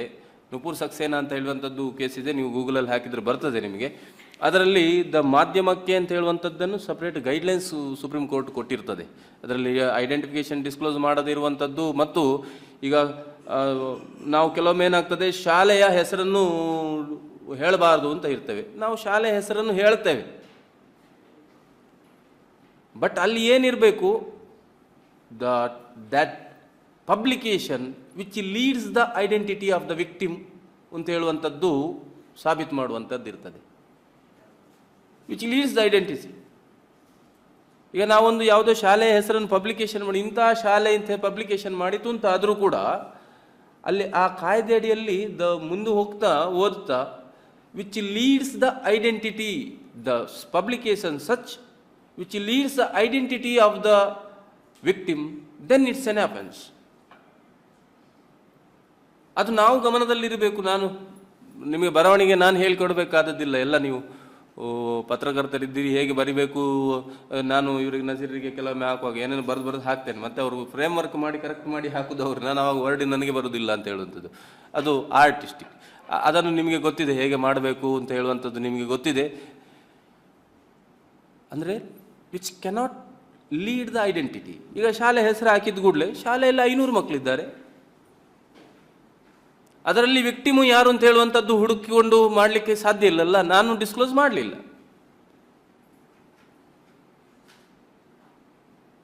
ನೋಟಿಸ್ ಮಾಡ್ತಾರೆ, ನೋಟಿಸ್ ಮಾಡಿದ ಕೂಡಲೇ ಎಕ್ಸ್ಪ್ಲನೇಷನ್ ಕೊಡ್ಬೋದು. ಬಟ್ ಮುಖ್ಯವಾಗಿ ಹೆಸರು ತಂದೆ ತಾಯಿಯ ಹೆಸರು, ಮುಖ್ಯವಾಗಿ ವಿಕ್ಟಿಮ್ನ ಹೆಸರು, ತಂದೆ ತಾಯಿಯ ಹೆಸರು, ಅದೆಲ್ಲ ಹಾಕಿದ ಕೂಡಲೇ ಐಡೆಂಟಿಫಿಕೇಶನ್ ವಿಚ್ ಲೀಡ್ಸ್ ಅಂತ ಆಗ್ತದೆ. ಮತ್ತೊಂದು ವಿಚಾರ ಅಂತ ಹೇಳಿದರೆ, ಸಂಬಂಧಿಕ ತಂದೆಯಿಂದಲೇ ದೌರ್ಜನ್ಯ ಆಗಿರ್ತದೆ. ಈಗ ಹೇಗೆ ನಾವು ಸುದ್ದಿ ಕೊಡೋದು? ಪನಿಷ್ಮೆಂಟ್ ಆಯಿತು, ಸಮಾಜಕ್ಕೆ ತಿಳಿಸ್ಬೇಕು, ಅವೇರ್ನೆಸ್ ಕೊಡಬೇಕು.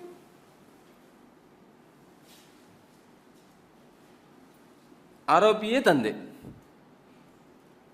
ಆರೋಪಿಯನ್ನು ಡಿಸ್ಕ್ಲೋಸ್ ಮಾಡ್ತೇವೆ, ಆವಾಗ ಐಡೆಂಟಿಫಿಕೇಶನ್ ಡಿಸ್ಕ್ಲೋಸ್ ಆಯ್ತಲ್ಲ. ಮಲತಂದೆ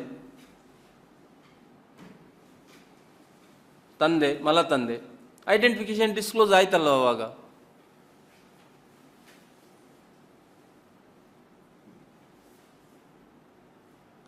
At that time also, the judgmentallೇ ದ ಬೆಟರ್ಮೆಂಟ್ ಅಂತ ಹೇಳುವಂಥದ್ದು ಅದು ಮುಂದುವರೆದಿರುವಂಥದ್ದು. ಅದಕ್ಕೆ with the permission of the court was ಜಜ್ಮೆಂಟಲ್ಲಿ court was concluded the facts, concluded the case. ನಂತರಕ್ಕದು ಬರುವುದಿಲ್ಲ. ಕೇಸ್ ನಡೀತಾ ಇರುವಾಗ ಅಥವಾ ಕೇಸ್ ಪ್ರಾರಂಭ ಆಗಿದೆ ಅಂತ ಹೇಳುವಾಗ, ನಂತರದಲ್ಲಿ ಕೇಸ್ ಮುಗಿದು ಜಜ್ಮೆಂಟ್ ಆಯಿತು, ಮುಗಿದಾಯಿತು ಅಂತ ಹೇಳಿದ ನಂತರ ಐಡೆಂಟಿಫಿಕೇಶನ್ನ ಪ್ರಶ್ನೆ ಬರುವುದಿಲ್ಲ ಅಂತ ಹೇಳಿ ಪುನಃ ಹೆಸರು ಹಾಕುದಲ್ಲ. ಆಯ್ತು, ಮುಗಿತಲ್ಲ, ಕೇಸ್ ಮುಗಿತಲ್ಲ, ಹೆಸರು ಹಾಕಿಯೇ ಮಾಡಿಬಿಟ್ಟು ತೊಂದರೆ ಇಲ್ಲ, ಸಮಸ್ಯೆ ಏನಿಲ್ಲ ಅಂತಲ್ಲ. ಆದರೆ ನಾನು ಲಾಜಿಕಲಿ ನಿಮಗೆ ಹೇಳೋದು, ನಾನು ಅದನ್ನು ಪ್ರಾರಂಭ ಮಾಡಿದ್ದೆ, ನಾನು ಅಲ್ಲಿಂದ. ನಾನು ಆ ಬಗ್ಗೆ ಬರವಣಿಗೆ ಬಗ್ಗೆ ನಿಮಗೆ ನಾನು ಹೇಳಿಕೊಡ್ಲಿಕ್ಕೆ ಆಗುದಿಲ್ಲ. ನೀವೆಲ್ಲ ನಮಗೆ ಗುರುಗಳು. ಬರವಣಿಗೆ ಪೆನ್ನು ನಿಮ್ಮ ಕೈಯಲ್ಲಿರುವಂಥದ್ದು, ನೀವು ಬರೆಯುವಂಥವ್ರು, ನಮಗಿಂತ ಜಾಸ್ತಿ ಬರೆಯುವಂಥವ್ರು ನೀವು. ನಾವು ಈ ವಿಚಾರದಲ್ಲಿ ಸ್ವಲ್ಪ ನಾವು ಇದ್ದ ಪಾಂಡಿತ್ಯವನ್ನು ನಿಮಗೆ ಹೇಳ್ಬೋದಷ್ಟು ಬಿಟ್ಟರೆ, ಆ ಫ್ರೇಮ್ವರ್ಕನ್ನು ನೀವೇ ಮಾಡುವಂಥವ್ರು. ಬಟ್ ಅಲ್ಲಿ ಏನಾಗ್ತದೆ, ಜಜ್ಮೆಂಟ್ ಆದ ನಂತರ ದ ಐಡೆಂಟಿಫಿಕೇಶನ್, ಆ ವಿಚಾರವನ್ನು ಹೇಳಿದ ಕೂಡಲೇ identification which leads the victim ಅಂತ ಹೇಳುವಂಥದ್ದು ಬರುವುದಿಲ್ಲ. ಅಲ್ಲಿ ಕನ್ಕ್ಲೂಡ್ ಆಗಿರ್ತದೆ. With the permission of the court ಅಂತ ಹೇಳುವಂಥದ್ದು ಅಲ್ಲಿ ಮುಂದುವರೆದು, ನಾನು ಆ್ಯಕ್ಟಲ್ಲೇ ಇದೆ ಅಂತ ಹೇಳುವಂಥದ್ದು. With the permission of the court was concluded, judgment was ಹೊರಗಡೆ ಬಂದಿದೆ. ಸೊ ಈ ಎಲ್ಲ ವಿಚಾರಗಳು ನಾವು ಪೋಕ್ಸೋ ಕಾಯ್ದೆ ಅಡಿಯಲ್ಲಿ ಮಾಧ್ಯಮ ಮಿತ್ರರು ನಾವೆಲ್ಲ ಸೇರಿಕೊಂಡು ನಮ್ಮ ಮೇಲಿರುವಂಥ ಕೆಲವು ತೊಂದರೆಗಳನ್ನು, ಅಥವಾ ನಮಗೆ ಅಪರಾಧಗಳಾಗ್ತವೆ, 6 months to 1 year ಉಂಟು. ಅದೇ ರೀತಿ ಸೆಕ್ಷನ್ 74 ಆಫ್ ದಿ JJ ಆ್ಯಕ್ಟಲ್ಲಿ ಆರೋಪಿಯ ಹೆಸರನ್ನು ಕೂಡ ಹಾಕಲಿಕ್ಕಿಲ್ಲ. ಈಗ JJ ಆ್ಯಕ್ಟ್ ಅಂತ ಹೇಳಿದ್ರೆ ಜುವೆನೈಲ್ ಕಾಸಂಬಾಲಕ, ಕಾನೂನು ಸಂಘರ್ಷಕ್ಕೊಳಗಾದ ಬಾಲಕ ಅಥವಾ ಕಾನೂನು ಸಂಘರ್ಷಕ್ಕೊಳಗಾದ ಬಾಲಕಿ. ಸೆಕ್ಷನ್ 74 ಪ್ರಕಾರ ಆ ಹೆಸರನ್ನು, ಅವರ ಐಡೆಂಟಿಫಿಕೇಶನನ್ನು ಕೂಡ ನಾವು ಪಬ್ಲಿಷ್ ಮಾಡುವಂಥದ್ದು ಅಪರಾಧ ಇದೆ. 6 ತಿಂಗಳಿಂದ 2 ಲಕ್ಷದವರೆಗಿನ ದಂಡನೆಗೆ ಗುರಿಪಡುವಂಥ ಅಪರಾಧ. ದಿ ಪೋಕ್ಸೋ ಕಾಯ್ದೆ ಅಡಿಯಲ್ಲಿ 6 ತಿಂಗಳಿಂದ up to 1 year or fine or with both. So ಈ ಎಲ್ಲ ವಿಚಾರಗಳಿಂದ ಸಂಕ್ಷಿಪ್ತವಾಗಿ ಹೇಳಿದ್ದೇನೆ. ಇನ್ನು ಮುಂದೆ ನಿಮಗೇನಾದರೂ ಈ ಬಗ್ಗೆ ವಿಚಾರದ ಬಗ್ಗೆ ಡೌಟ್ಗಳೇನಾದಿದ್ರೆ ಕೇಳಿ, ನಾನು ಅಲ್ಲಿಗೆ ಕನ್ಕ್ಲೂಡ್ ಮಾಡ್ತೇನೆ. ನಾನು ಇಲ್ಲಿ ಏನಿರ್ತದೆ, ದ ಕಂಕರೆಂಟ್ಲಿ ಅಂತ ಒಂದು ವರ್ಡ್ ಇರ್ತದೆ. ನಾವು ಮ್ಯಾಕ್ಸಿಮಮ್ ಅನ್ನು ತಗೊಳ್ಳೋದು. ಈಗ 20 ವರ್ಷ ಅಂತ ಹೇಳಿದರೆ 20 ವರ್ಷ ತಗೊಳ್ಳೋದು. ಈಗ ಪಬ್ಲಿಕೇಶನ್ ಮಾಡುವಾಗ ಒಟ್ಟಾಗಿ ಟೋಟಲ್ ಮಾಡಿ ಹಾಕಿದರೂ ತಪ್ಪಾಗುವುದಿಲ್ಲ. ಅಂದರೆ ಸೆಕ್ಷನ್ ವೈಸ್ ಕೊಡ್ತಾರೆ. ಈಗ ಈ ಪೋಕ್ಸೋ ಕಾಯ್ದೆಯಲ್ಲಿ ಕೂಡ ಏನಿದೆ, ಪೋಕ್ಸೋ ಕಾಯ್ದೆಯಲ್ಲಿ 376 ರೇಪ್ ಕೇಸ್ ರೇಪ್ ಇರುವಂಥದ್ದು 376 ಅಡಿಯಲ್ಲಿ, IPC ಅಡಿಯಲ್ಲಿ. ಪೋಕ್ಸೋದಲ್ಲಿ 5, 6, 3, 4ಗಳು ಸೇಮ್ ಅಫೆನ್ಸಸ್. ಆದರೆ IPCಗೂ ಒಂದು ಪನಿಷ್ಮೆಂಟ್ 10 ಇಯರ್ಸು, ಇದಕ್ಕೂ ಪನಿಷ್ಮೆಂಟ್ 10 ಇಯರ್ಸ್ ಅಂತ ಕೊಡ್ತಾರೆ. ಅಥವಾ ಇದರಲ್ಲಿ ಅಗ್ರಿಗೇಟೆಡ್ ಇದೆ 20 ಇಯರ್ಸ್ ಕೊಡ್ತಾರೆ. ಸೆಕ್ಷನ್ 6ಅಲ್ಲಿ ಬಂದರೆ ಅಗ್ರಿಗೇಟೆಡ್ 20 ಇಯರ್ಸ್. ನಾವು ಅಲ್ಲಿ ಪನಿಷ್ಮೆಂಟ್ ನಾವು ಹೇಳುವಂಥ 30 ವರ್ಷಗಳಿಗೆ. ಆದರೆ ಅವನು ಅನುಭವಿಸುವುದು 30 ವರ್ಷ ಬರುವುದಿಲ್ಲ. ದ ಪನಿಷ್ಮೆಂಟ್ ವಿಚ್ ರನ್ಸ್ ಕಂಕರೆಂಟ್ಲಿ ಅಂತೇಳಿ ಒಂದು ವರ್ಡ್ ಇರ್ತದೆ ಜಜ್ಮೆಂಟಲ್ಲಿ. ಕಂಕರೆಂಟ್ಲಿ ಅಂತ ಹೇಳಿದರೆ ಅದರ ಜೊತೆಗೆ ಆ ಅಫೆನ್ಸ್ಗಳನ್ನು, ಶಿಕ್ಷೆಯ ಪ್ರಮಾಣವನ್ನು ಅನುಭವಿಸುವಂಥದ್ದು ಜೊತೆಗೆ. 10 ವರ್ಷ ಮುಗಿಸಿದ ಕೂಡಲೇ ಅದು 376 ಇದ್ದು ಹೋಯ್ತು, ಪುನಃ 20 ವರ್ಷ ಅಂತ ಆಗುವುದಿಲ್ಲ. ಆ ರೀತಿ ಯಾವುದರಲ್ಲಿ ಜಾಮೀನು ಸಿಗ್ತದೆ. ಜಾಮೀನಿಗೆ ಏನು ಸ್ಟ್ರಿಂಜೆಂಟ್ ಇರ್ತದೆ, ಜಾಮೀನು ಸಿಗ್ತದೆ. ಜಾಮೀನು ಸಿಗದೇ ಇರುವಂಥ ಕೇಸಲ್ಲ. ಈಗ ಮೇಡಮ್ ಆವಾಗಲೇ ಹೇಳಿದಾಗೆ the accused is also having the right, constitutional right ಇದೆ. ಆರೋಪಿ ಅಂತ ಹೇಳುವಂಥದ್ದು ಕಾನ್ಸ್ಟಿಟ್ಯೂಷನಲ್ ರೈಟ್ ಇದೆ. ಈಗ ನಮ್ಮ ಮೊನ್ನೆ ಜಿಲ್ಲಾ ನ್ಯಾಯಾಧೀಶರು ಹೇಳಿದರು, ಲವ್ ಅಫೇರ್ಗಳಿರ್ತವೆ, ಇಂಥದ್ದೆಲ್ಲ ಇರ್ತದೆ, ಕೆಲವು provocation by the victim it self ಅಂತ ಇರ್ತದೆ, ಎಲ್ಲ ಇರ್ತದೆ, ಇಲ್ಲ ಅಂತಲ್ಲ. ಆ ಸಮಯದಲ್ಲಿ ಅವನನ್ನು ಕರ್ಟೈನ್ ಮಾಡಲಿಕ್ಕೆ ಆಗುವುದಿಲ್ಲ. ಮತ್ತು ಸಾಂವಿಧಾನಿಕವಾಗಿ ಅವನಿಗೆ ಈ ಹಿಂದೆ ನೀಡಿರುವಂಥ ಆರೋಪಿ ಅಂತ ಆದ ಕೂಡಲೇ ಅವನಿಗೆ ನೀನು ಜೈಲಲ್ಲಿ ಇರಪ್ಪ ಅಂತ ಹೇಳಲಿಕ್ಕೆ ಆಗೋದಿಲ್ಲ. ಅವನ ಹಕ್ಕಿದೆ, ಅವನ ಹಕ್ಕನ್ನು ಯೂಸ್ ಮಾಡ್ಕೊಳ್ಬೋದು, ಜಾಮೀನು ಸಿಗ್ತದೆ. ಆದರೆ ಸ್ವಲ್ಪ ಸ್ಟ್ರಿಂಜೆಂಟ್ ಇರ್ತದೆ. ಈಗ ನಾವು ಕೆಲವು ಕೇಸ್ಗಳಲ್ಲಿ ನೋಡಿದ್ದೇವೆ, ನಾನು ವೈಯಕ್ತಿಕವಾಗಿ ಯಾವುದು ಕೇಸ್ ಹೇಳಲಿಕ್ಕೆ ಹೋಗ್ಲಿಕ್ಕೆ ಆಗೋದಿಲ್ಲ, ನೋಡಿದ್ದೇವೆ. ಸುಪ್ರೀಂ ಕೋರ್ಟು ಕ್ಯಾನ್ಸಲ್ ಮಾಡಿದ್ದು ಇದೆ. ನಮ್ಮ ಉಚ್ಚ ನ್ಯಾಯಾಲಯ ಬೇಲ್ ಕೊಡ್ಬೋದು, ಉಚ್ಚ ನ್ಯಾಯಾಲಯ ಜಾಮೀನು ಮಂಜೂರು ಮಾಡ್ತದೆ, ಸುಪ್ರೀಂ ಕೋರ್ಟ್ ಕ್ಯಾನ್ಸಲ್ ಮಾಡ್ತದೆ. ಪೋಕ್ಸೋ ಕೇಸ್ ಮಾಡಿದರೆ ಪೋಕ್ಸೋ ಕೇಸೇ ಆಗ್ತದೆ. ಅವನು ಮಾತ್ರ ಕಾಸಂಬಾಲಕನಾಗಿರ್ತದೆ. ಜುವೆನಲ್ ಜಸ್ಟಿಸ್ ಬೋರ್ಡಲ್ಲಿ ಅವನಿಗೆ ವಿಚಾರಣೆ ನಡೀತದೆ. ಸರ್ ಹೌದು, ಅದು ಬೋರ್ಡಿನ ಅಂಡರಲ್ಲೇ ಬರ್ತದೆ. ಜುವೆನಲ್ ಜಸ್ಟಿಸ್ ಬೋರ್ಡಿನ ಅಂಡರಲ್ಲೇ ಬರ್ತದೆ. ಶಿಕ್ಷೆ ಪ್ರಮಾಣ ಸೇಮ್, ಅದು ಜುವೆನಲ್ ಬೋರ್ಡಿನ ಅಂಡರಲ್ಲೇ ವಿಚಾರಣೆಗಳು ನಡೀತವೆ. ಆದರೆ ಅಲ್ಲಿಯೂ ಕೂಡ ದಟ್ ಕೋರ್ಟನ್ನು ಏನು ಮಾಡ್ತಾರೆ, ಅಲ್ಲಿ section 15 of the juvenile justice ಆ್ಯಕ್ಟಲ್ಲಿ, ಸೆಕ್ಷನ್ 15ಅಲ್ಲಿ the board is also having the power to transfer the case to the children's court ಅಂತ ಹೇಳಿದೆ. Child court, children's court. The POCSO court which ಡಿಸ್ಟ್ರಿಕ್ಟಲ್ಲಿರುವಾಗ ಪೋಕ್ಸೋ ಕೋರ್ಟ್ ಅದು special court. That was deemed as a children's court, child court ಅಂತ ಹೇಳುವಂಥದ್ದು. ಅಲ್ಲಿಂದ transfer ಮಾಡುವ ಅಧಿಕಾರವೂ ಕೂಡ ಇದೆ. ಕೆಲವು ಅಲ್ಲೇ ಟ್ರಯಬಲ್ ಅಲ್ಲಿಯೂ ಮಾಡ್ಬೋದು, ಬಾರಿಲ್ಲ.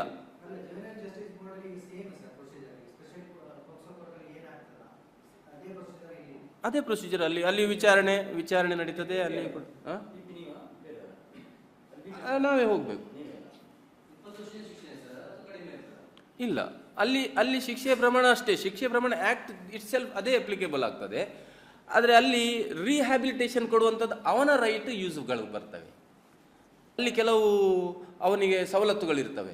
ಇಲ್ಲಿ ಆರೋಪಿಗೆ ಏನೀಗ ಸರ್ ಕೇಳಿದಾಗೆ ಜಾಮೀನು ಸಿಗ್ತದ ಅಂತ ಕೇಳಿದಾಗ ಅವನ ರೈಟ್ ಇದೆ, ಅವನು ಜಾಮೀನು ಪಡ್ಕೊಳ್ತಾನೆ. ಅದೇ ರೀತಿ ಅಲ್ಲಿ ಅವನು ಕಾಸಂಬಾಲಕ, ಅವನಿಂದ ಅಥವಾ ಅವಳಿಂದ ಕಾಸಂಬಾಲಕ ಅಥವಾ ಕಾಸಂಬಾಲಕಿ ಯಾರು ಅಫೆನ್ಸ್ ಮಾಡಿದ್ದಾರೆ ಅವರದ್ದು ರೈಟ್ ಇರ್ತದೆ. ರಿಹ್ಯಾಬಿಲಿಟೇಷನ್ ಮಾಡುವಂಥದ್ದು ಪಡೆಯುವ ಹಕ್ಕುಂಟು ಅವರಿಗೆ.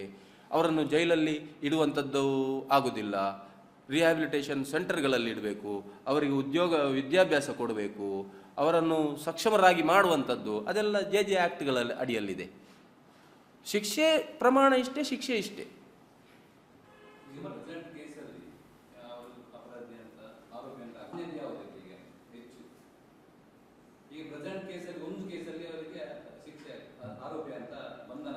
ಹಾಂ, ಹಳೆಯ ಕೆಲವೊಂದು ಆ ಥರ ಮಾಡಿದ ಅದೇ ವ್ಯಕ್ತಿ. ಅದೇ ವ್ಯಕ್ತಿ.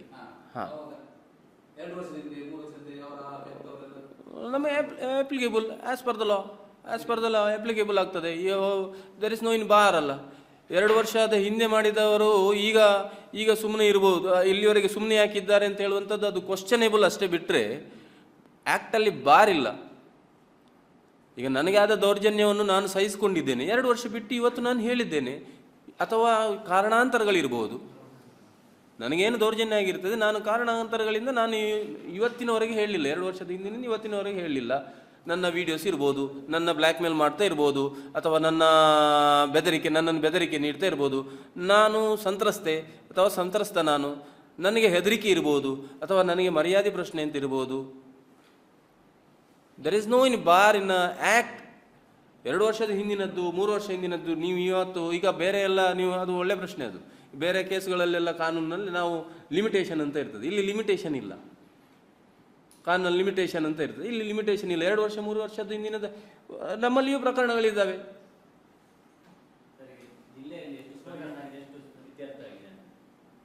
ಪ್ರಕರಣಗಳು ಆಲ್ಮೋಸ್ಟ್ 300ರಿಂದ ಮೇಲೆ ಆಗಿದೆ. ಇತ್ಯರ್ಥಗಳು ನಮ್ಮ ಹತ್ರ ಈಗ ಎಟ್ ಪ್ರೆಸೆಂಟಲ್ಲಿರುವಂಥದ್ದು ಕೇವಲ 60 ಪ್ರಕರಣಗಳು ಮಾತ್ರ ಬಾಕಿ ಇರುವಂಥದ್ದು. ಒಂದು ನಾನು ಚಾರ್ಜ್ ತಗೊಂಡು ಒಂದು 2-3 ವರ್ಷದಿಂದ, 2 ವರ್ಷ 3 ವರ್ಷ 20-21 ಹೌದು 24 ಪರ್ಸೆಂಟೇಜ್ ಆಫ್ ಶಿಕ್ಷೆ ನಾವು ಲೆಕ್ಕ ಹಾಕಲಿಕ್ಕೆ ಕಷ್ಟ ಆಗಿದ್ದು. ನಮ್ಮದರಲ್ಲಿ 38% ಈಗ ಶಿಕ್ಷೆಯ ಪ್ರಮಾಣ ಇದೆ. ಆದರೆ ನಾವು ಪರ್ಸೆಂಟೇಜನ್ನು ನಾವು ಗಮನಕ್ಕೆ ತಗೊಳ್ಳಿಕ್ಕೆ ಆಗೋದಿಲ್ಲ. ಯಾಕೆ ಅಂತ ಹೇಳಿದರೆ, ಈಗಾಗಲೇ ಜಿಲ್ಲಾ ನ್ಯಾಯಾಧೀಶರು ಹೇಳಿದರು ನಮ್ಮ ಹತ್ರ,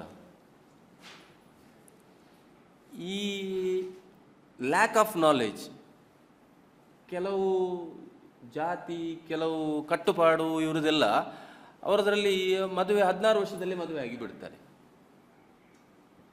ಆ್ಯಕ್ಟಲ್ಲಿ ಏನಿದೆ, ಆ್ಯಕ್ಟಲ್ಲಿ 18 ಚೈಲ್ಡ್ ಇಸ್ ಕನ್ಸಿಡರ್ಡ್ ಆಸ್ 18 ಅಂತ, ಬಿಲೋ 18 ಚೈಲ್ಡ್. ಅವರ ಜಾತಿ ಅಥವಾ ಅವರ ವಾಸಿಸುವ ಪ್ರದೇಶಗಳಲ್ಲಿ ಅಲ್ಲಿ 16 ವರ್ಷಕ್ಕೆ ಮದುವೆ ಆಗಿ, ಅವರು ಮದುವೆ ಆಗಿ ಗಂಡ ಹೆಂಡತಿ ಅಂತಲೇ ಬರ್ತಾರೆ. ಇಲ್ಲಿ ಬಂದು ನಮ್ಮಲ್ಲಿರುವಂಥದ್ದು ಕೆಲವಿದೆ, ಇಲ್ಲಿ ಬಂದು ಅವರಾಗಿ ತಾಯಿ ಕಾರ್ಡ್ ಮಾಡಲಿಕ್ಕೆ ಅಂತ ಹೋಗುವಂಥ. ಲ್ಯಾಕ್ ಆಫ್ ನಾಲೆಜ್, ಅವ್ರಿಗೆ ಗೊತ್ತಿಲ್ಲ, ಪೋಕ್ಸೋ ಕಾಯ್ದೆಯ ಬಗ್ಗೆ ಗೊತ್ತಿಲ್ಲ, ಪೋಕ್ಸೋ ಅಂಡರ್ ಬರ್ತದೆ. ಅಲ್ಲಿ ಬಂದು ಕೋರ್ಟಿನಲ್ಲಿ ಬಂದು ಅವಳೇನು ಅವಳ ಗಂಡನ ವಿರುದ್ಧ ಏನು ಸಾಕ್ಷಿ ಹೇಳಿ ಹೇಳು.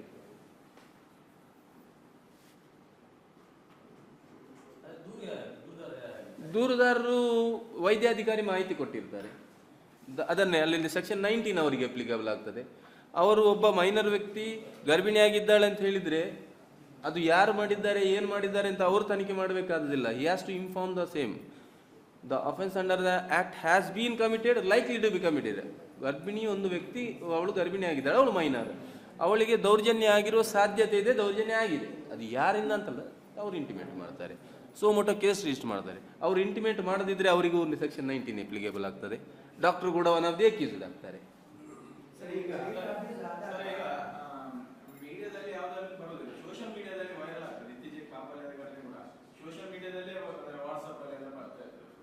Offense. Offense. That is also offense. ಯಾರು ವೈರಲ್ ಮಾಡ್ತಾ ಇದ್ದಾರೆ ಅವರ ಮೇಲೆ ಅಫೆನ್ಸ್, ಫಾರ್ವರ್ಡ್ ಮಾಡಿದವರು ಅಫೆನ್ಸ್. ಅವ್ರು ಹೇಳಿದ ಸರಿ ಇದೆ, ಈಗ ಯಾರು ವಾಟ್ಸಪ್ ಮಾಡಿದ್ದಾನೆ ದಟ್ ಈಸ್ ಸೆಲ್ಫ್ ಅಫೆನ್ಸ್, ಮಾಡಲಿಕ್ಕಿಲ್ಲ.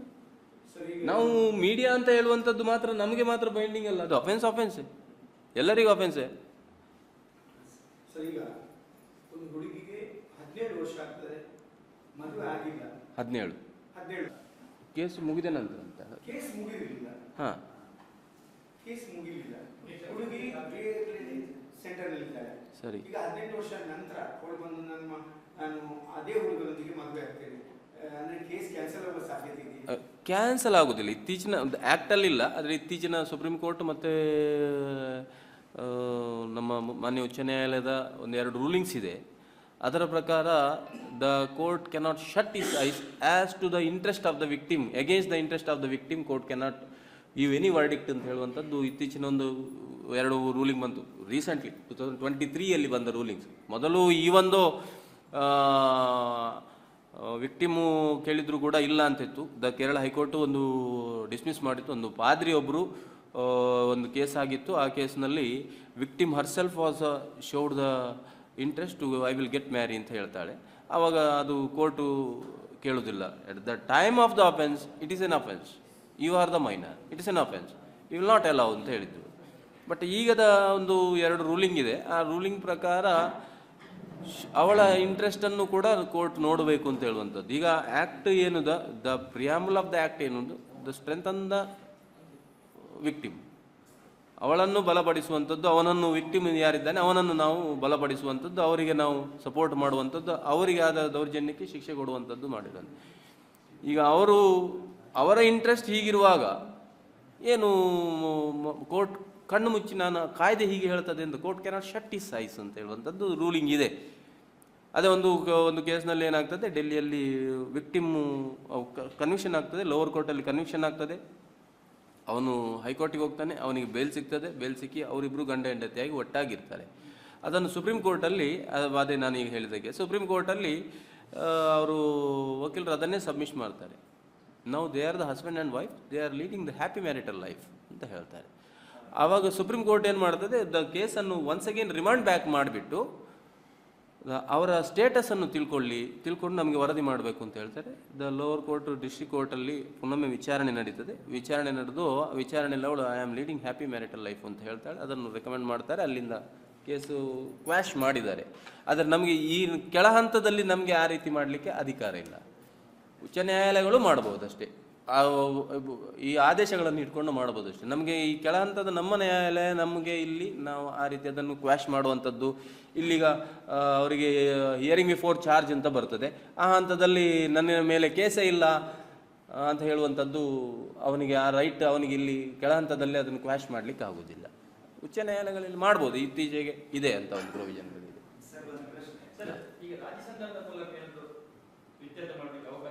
ಇಲ್ಲ ಇಲ್ಲ, ಆ್ಯಕ್ಟ್ನಲ್ಲಿ ಚಾನ್ಸೇ ಇಲ್ಲ. ಅಂದರೆ ಇಲ್ಲಿ cognizable non cognizable offences, this is the non cognizable ಅಫೆನ್ಸಸ್ಗಳು. ಇದನ್ನು ರಾಜಿ ಮಾಡ್ಕೊಳ್ಳಿಕ್ಕೆ ಆಗೋದಿಲ್ಲ. ಒಪ್ಪಿದ್ರು ಕೂಡ ನಾವು ರಾಜಿ ಮಾಡಿದ್ದಾರೆ ಅಂತ ಹೇಳುವಂಥದ್ದು ಮಾಡಿ ಕೇಸ್ ಮುಕ್ತಾಯ ಮಾಡಲಿಕ್ಕೆ ಜಡ್ಜ್ಮೆಂಟ್ ಕೊಡಲಿಕ್ಕೆ ಆಗೋದಿಲ್ಲ. ಅದನ್ನೇ ಹೇಳಿದ್ದು ನಾನು. ಉಚ್ಚ ನ್ಯಾಯಾಲಯಗಳು ಅದಕ್ಕೆ ಅಧಿಕಾರ ವ್ಯಾಪ್ತಿದೆ. 482 ಅಲ್ಲಿ ಕ್ವಾಶಿಗೆ ಹಾಕೊಂಡು ಹೋಗಿ ಆ ಸಮಯದಲ್ಲಿ ಇದ್ದ ಕೇಸನ್ನು ಕ್ವಾಶ್ ಮಾಡುವಂಥ ಅಧಿಕಾರ ಉಚ್ಚ ನ್ಯಾಯಾಲಯಗಳಿದೆ. ಕೆಳ ಹಂತದ ನ್ಯಾಯಾಲಯಗಳಿಗೆ ಅಂಥ ಅವಕಾಶ ಇಲ್ಲ.